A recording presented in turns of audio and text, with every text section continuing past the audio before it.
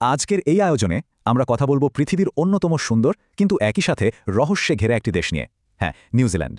পোস্টকার্ডের ওই নিখুঁত ছবিগুলোর বাইরেও দেশটির একটা অন্যরকম বাস্তব চিত্র আছে। আজকের এই বিশ্লেষণে আমরা এমন কিছু ডেটা আর অজানা তথ্য উন্মোচন করব যা শুধু এর চোখ ধাঁধানো সৌন্দর্যকেই নয়, বরং এর ভেতরের সমাজ আর অর্থনীতির আসল রূপটাও তুলে ধরবে। চলুন শুরু করা যাক। আচ্ছা, শুরুতেই একটা প্রশ্ন ভাবা যাক। মানচিত্রের একেবারে দক্ষিণ পশ্চিম কোণে বাকি বিশ্ব থেকে ভীষণ বিচ্ছিন্ন একটা দেশ কিভাবে গ্লোবাল হ্যাপিনেস ইন্ডেক্স বা বৈশ্বিক সুখের সূচকে এত উপরের দিকে থাকে? এই একটা প্রশ্নই কিন্তু আজকের পুরো আলোচনার ভিত্তি তৈরি করে দেয়। চলুন এর পেছনের কারণগুলো একটু গভীরে গিয়ে খুঁজি। ভৌগোলিক দিক থেকে দেখলে এটি প্রশান্ত মহাসাগরের ওশিয়ানিয়া অঞ্চলে অবস্থিত। দেশটিতে ছোট বড় মিলিয়ে প্রায় ৭০০টি দ্বীপ ছড়িয়ে আছে। সবচেয়ে কাছের প্রতিবেশী দেশ হচ্ছে অস্ট্রেলিয়া। কিন্তু জানেন কি, এই কাছাকাছি মানেও কিন্তু তাসমান সাগর পেরিয়ে প্রায় ১৫০০ কিলোমিটারের দূরত্ব। আক্ষরিক অর্থেই পৃথিবীর অন্যতম বিচ্ছিন্ন একটা জায়গা এটি। ভূগোলের কথায় যখন আসলাম তখন একটা দারুণ মজার তথ্য শেয়ার করি। ওদের উত্তর দ্বীপে খুব বিখ্যাত একটা সমুদ্র সৈকত আছে, নাম 90 মাইল বিচ বা ৯০ মাইল সৈকত। কিন্তু মজার ব্যাপার কি জানেন, এর আসল দৈর্ঘ্য ৯০ মাইল তো নয়, বরং মাত্র ৮৮ কিলোমিটার। এছাড়া পুরো দেশের আকৃতি এতটাই সরু যে দেশের যে কোনো জায়গায় দাঁড়িয়েই মাপা হোক না কেন, সমুদ্রের দূরত্ব কোনোভাবেই ১৩০ কিলোমিটারের বেশি হবে না। তো এতটা বিচ্ছিন্ন একটা ভূখণ্ডে কিভাবে সভ্যতার বিকাশ হলো সেটা বেশ কৌতূহলোদ্দীপক। চলুন এবার আমরা একটু ইতিহাসের পাতা উল্টে দেখি কিভাবে আজকের এই আধুনিক সমাজটা গড়ে উঠল। এই ভূখণ্ডের গল্পটা শুরু হয় ১২৮০ থেকে ১৩৫০ সালের মাঝামাঝি কোনো এক সময়, যখন পলিনেশীয় অভিযাত্রী কুপে প্রথম এখানে পৌঁছান। তিনি এই জায়গার নাম দিয়েছিলেন আউটিয়ারওয়া, যার মানে হল লম্বা সাদা মেঘের দেশ। এরপর ১৬৪২ সালে আবেল তাসমান এবং ১৭৬৯ সালে জেমস কুকের মতো ইউরোপীয় নাবিকরা এ অঞ্চলে আসেন। ইতিহাসের পরিক্রমায় ১৮৪০ সালের ওয়েটাঙ্গি চুক্তি একটা বড় টার্নিং পয়েন্ট। তবে সবচেয়ে যুগান্তকারী ঘটনাটি ঘটে ১৮৯৩ সালে। পৃথিবীর প্রথম দেশ হিসেবে নিউজিল্যান্ড মহিলাদের ভোটাধিকার প্রদান করে।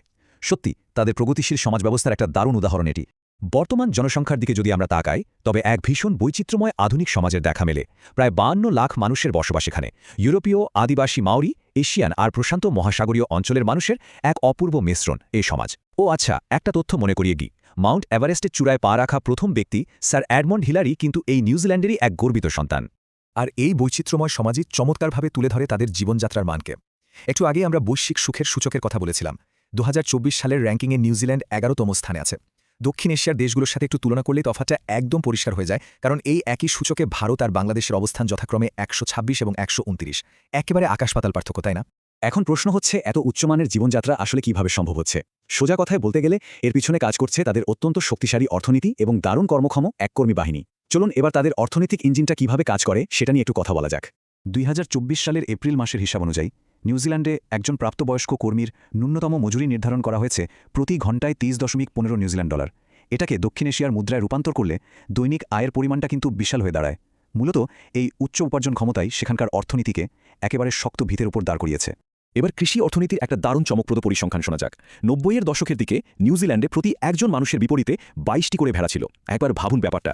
বর্তমানে সেই অনুপাত কমে ৫:১ নেমে এসেছে। তারপরও প্রায় ২.৫ কোটি ভেড়া নিয়ে তারা কিন্তু এখনও আধুনিক দুগ্ধ ও মাংস রপ্তানিতে পুরো বিশ্বের কাছে এক বিশাল পরাশক্তি। কৃষির কথা তো হলো, এবার তাদের অবকাঠামো আর লাইফস্টাইলের কিছু অদ্ভুত কিন্তু দারুণ দিকের কথা বলি। পুরো দেশ জুড়ে ৪০০টিরও বেশি গল্ফ কোর্স ছড়িয়ে আছে। আর সবচেয়ে বিস্ময়কর ব্যাপার হলো, ওদের কৃষিকাজ আর খামার পরিচর্যায় ব্যাপকভাবে হেলিকপ্টার ব্যবহার করা হয়। মাথাপিছু হেলিকপ্টার ব্যবহারের দিক থেকে তারা বিশ্বের শীর্ষস্থানীয় দেশগুলোর একটা। আরেকটা মজার তথ্য হচ্ছে, ১৮৮২ সালে প্রথম হিমায়িত বা রেফ্রিজারেটেড মাংস রপ্তানি শুরু করে তারা। এই খাতে একেবারে যুগান্তকারী এক বিপ্লব নিয়ে এসেছিল। যাতায়াত ব্যবস্থার পরিসংখ্যানটা শুনলে হয়তো চোখ কপালে উঠতে পারে। নিউজিল্যান্ডের নিবন্ধিত যানবাহনের সংখ্যা ৫৩ লাখ, মানে তাদের মোট মানব জনসংখ্যার চেয়েও গাড়ির সংখ্যা বেশি। কারণটা অবশ্য খুব সহজ, সেখানে পাবলিক ট্রান্সপোর্টের কিছু সীমাবদ্ধতা আছে, আর তাই মানুষ ব্যক্তিগত গাড়ির উপর ভীষণভাবে নির্ভরশীল। অর্থনীতি আর যাতায়াত ব্যবস্থা থেকে এবার একটু প্রকৃতির দিকে ফেরা যাক। মানুষের পা পড়ার আগে এই ভূখণ্ডের প্রায় ৮০% ঘন জঙ্গলে ঢাকা ছিল। এ যেন পৃথিবীর বুকে এক আদিম আর সুরক্ষিত অভয়ারণ্য। এই যে হাজার হাজার বছরের ভৌগোলিক বিচ্ছিন্নতা, এর একটা দারুণ ইতিবাচক দিক আছে। শুনলে হয়তো অবাক হবেন, পুরো নিউজিল্যান্ডে প্রাকৃতিকভাবে কোনো সাপের অস্তিত্বই নেই। হ্যাঁ, ঠিকই শুনেছেন, পৃথিবীর খুব কম সংখ্যক সম্পূর্ণ সাপমুক্ত দেশের তালিকায় এটি অন্যতম। সাপ নেই ঠিকই, কিন্তু এখানে এমন কিছু প্রাচীন বন্যপ্রাণী আর উদ্ভিদ আছে যা পৃথিবীর আর কোথাও মিলবে না। যেমন ধরুন উড়তে অক্ষম কিউই পাখি, যেটা তাদের জাতীয় প্রতীক। এছাড়া আছে বিশালাকার প্রাচীন কৈরি গাছ, যেগুলো হাজার হাজার বছর ধরে বেঁচে থাকে। আরও আছে লংফিন ইল মাছ, এগুলো তাদের ৮০ থেকে ১০০ বছরের জীবনচক্রে অবিশ্বাস্যভাবে মাত্র একবারই প্রজনন করে। সত্যি এক অদ্ভুত ইকোসিস্টেম। ওখানকার পরিবেশ কতটা বিশুদ্ধ তার একটা চমৎকার উদাহরণ হলো দক্ষিণ দ্বীপের ব্লু লেক। এই লেকের পানি এতটাই স্বচ্ছ যে প্রায় ৮০ মিটার গভীর পর্যন্ত একদম স্পষ্ট দেখা যায়। ভাবা যায়, এটা অনেকটা ডিস্টিলড ওয়াটার বা পাতিত জলের মতো পরিষ্কার। তবে হ্যাঁ, পরিবেশ সংরক্ষণের জন্য এই লেকের সাঁতার কাটা কিন্তু একেবারেই নিষিদ্ধ। আরেকটা জাদুকরী জায়গার কথা না বললেই নয়, ওয়াইতমো গ্লোওয়ার্ম গুহা। লাখ লাখ জোনাকের আলোয় আলোকিত এই ভূগর্ভস্থ গুহার ভেতর দিয়ে যখন নৌকায় করে যাওয়া হয়, তখন মনে হবে যেন ঠিক মাথার ওপর আস্ত একটা তারায় ভরা আকাশ নেমে এসেছে। আক্ষরিক অর্থেই এক পরাবাস্তব অভিজ্ঞতা। তো এতক্ষণ আমরা যে অপরূপ ইউটোপিয়া বা স্বর্গরাজ্যের মতো একটা জায়গার গল্প শুনলাম, বাস্তবে এর কিছু ব্যবহারিক সীমাবদ্ধতাও কিন্তু আছে। পৃথিবীর আর 10টা দেশের মতোই এখানকার দৈনন্দিন জীবনেও বেশ কিছু চ্যালেঞ্জ আছে, যেগুলো সম্পর্কে জানাটা আমাদের এই আলোচনার জন্য সমান জরুরি। ওখানকার আর্থসামাজিক বাস্তবতার দিকে যদি আমরা একটু নিরপেক্ষভাবে তাকাই, তবে কিছু বিষয় স্পষ্ট হয়ে ওঠে। যেমন জীবনযাত্রার ব্যয় অনেক বেশি, বিশেষ করে অকল্যান্ডের মতো বড় শহরগুলোতে আবাসন সংকট বেশ প্রকট। আবার আইটি বা তথ্য প্রযুক্তি খাতের মতো পেশায় চাকরির সুযোগ কিছুটা সীমিত। এমনকি কখনো কখনো স্বাস্থ্যসেবা পাওয়ার জন্য দীর্ঘ সময়ে লাইনে অপেক্ষা করতে হয়। এর পাশাপাশি সামাজিক ও আইনি কাঠামোর দিক থেকে নিউজিল্যান্ড সমকামী বিবাহকে বৈধতা দিয়েছে। এগুলো সবই তাদের বর্তমান সমাজ ব্যবস্থা এবং বাস্তবতার অবিচ্ছেদ্য অংশ। সবশেষে একটা গভীর প্রশ্ন কিন্তু থেকেই যায়। একদিকে যেমন আকাশ ছোঁয়া জীবনযাত্রার ব্যয় এবং পুরো বিশ্ব থেকে ভৌগোলিক বিচ্ছিন্নতার মতো বিষয়গুলো আছে, অন্যদিকে ঠিক তেমনই আছে তুলনাহীন প্রাকৃতিক সৌন্দর্য, দূষণমুক্ত পরিবেশ আর পরম শান্তির এক জীবন। এই চমৎকার জীবনধারার জন্য এই মূল্য চোকানো কি সত্যিই যুক্তিযুক্ত? এই প্রশ্নটি ভাবনার খোরাক যোগায়। আর এই চিন্তার রেশ